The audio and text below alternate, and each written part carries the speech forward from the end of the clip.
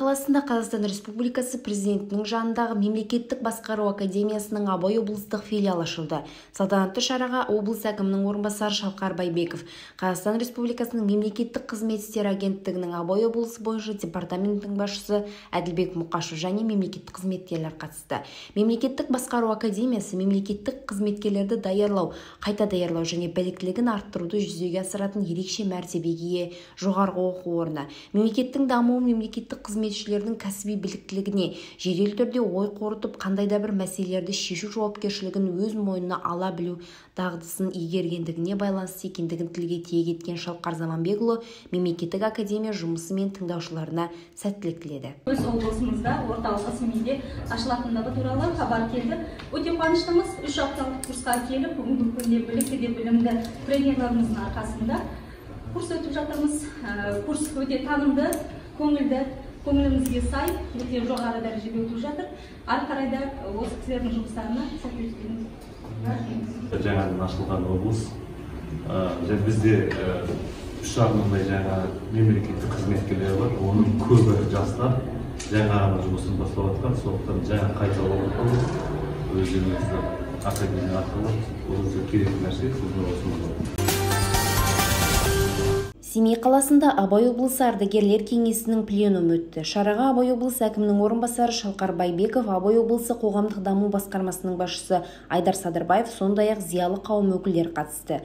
Жиын барысында ардагерлер кеңесі құрамына өзгертулер енгізіліп, мәдени, бұқаралық және спорттық жұмыстар жөніндегі тұрақты комиссия құрылды және төрағасы сайланды. Бұл орынға жиынға қатысушылар бір ауыздан комиссия құрамына 5 адамды, ал төрағалыққа Қадыр Досымжановты тағайындады және де жасы ұлғайған ардагерлерді әлеуметтік жағынан қолдауды назарға алу ұсынылды.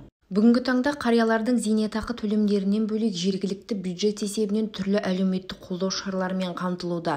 Жалғызбасты өзін-өзі қамтамасыз ете алмайтын егде жастағы 161 адам облыстағы санаториялық орталықтардың қызметін қолдануда дейді. Өз сөзінде Абай облысының жұмыспен қамту және әлеуметтік бағдарламаларын үйлестіру басқармасының басшысы Айнұр Сұлтанова. Сонымен қатар 13 аумақтық әлеуметтік қызмет көрсету орталықтарында 2400 адам қамтылған. Және де мемлекеттік тапсырыс тарапынан әлеуметтік қызметтерді 368 адамға көрсетіп отырмыз. Семей қаласында Абай атындағы облыстық кітапханада «Мен аспаншыл ақынмын» атты ақын Мерей Қартпен кездесу өтті. Шараға колледж студенттері, мектеп оқушылары, арнайы қонақтар қатысты. Оқуға құштар мектеп жобасы аясында өткен бұл кездесуде ақынның өмірі мен шығармашылығына кеңінен шолу жасалды. Өлеңдері оқылып, әндері шырқалды. Бүгінгі тақырыпты да «Мен аспаншыл ақынмын» деп менің бір өлеңнің жолынан алыпты. Осындай игі шаралар ұйымдастырып жатқан бөлімге, оны ұйымдастырып жатқан барша жүрген сол әдебиет үшін қызмет етіп жатқан барша қызметкерлерге рахмет айтам. Ақын Мерей Қарт қазір өсіп келе жатқан ұрпаққа пайдасы тиетін поэзия кештерінің, әдеби кештердің, жаңа кітаптардың талдауы көп болғаны дұрыс дейді. Кітап оқитын балалардың азайып бара жатқанын да тілге тиек етті. Поэзия оқыған адамның көңілі орнына түсіп, сағыныш, махаббат күйзелістен арылып, тыныштық табатын жер поэзияда көрініс табады. Поэзияны оқыған бала қабілетті болар анық дейді өз сөзінде. Кездесу барысында ақын ақындық жолға келуіне кім септігін тигізгенін, төс белгілерін қалай алғанымен жазушылар одағына қалай келгендігі жайлы сөз қозғап, осындай рухани кездесулердің көп болуын тіледі. Абай облысында 9, 11, 13 жастағы мектеп оқушылары арасында тоғызқұмалақтан іріктеу чемпионаты басталды.